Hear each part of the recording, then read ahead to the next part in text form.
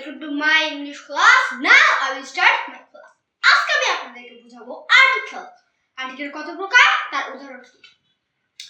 Article দুই প্রকার, indefinite article, definite article.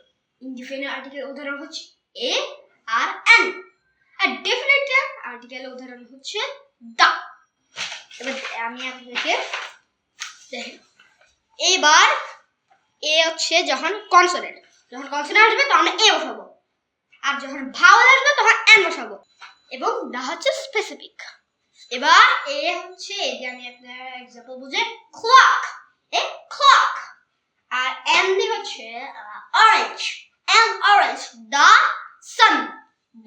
San, okay.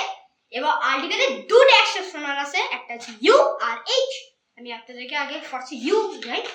You দিয়ে যদি ইউর মতো উচ্চারণ আসে তাইলে ইউ কিন্তু আমাদের ভাওয়েল, কিন্তু ওটা কনসোনেন্ট হয়ে যাবে এ। যেমন ইউনিভার্সিটি, এ ইউনিভার্সিটি। আর আমব্রেলা, এটা কিন্তু আবার এ আমব্রেলা হবে না, অ্যান আমব্রেলা, কারণ এটা ইউর মতো উচ্চারণ আসে না, আর মতো উচ্চারণ আসে। আরো কিছু হয়, যেমন ইউনিফর্ম, ইউ মতো আসে, এ ইউনিফর্ম। এবার আমরা দেখবো এইচ, যেমন আওয়ার, এটা এইচ কিন্তু কনসোনেন্ট, কিন্তু এইচটা হবে এন।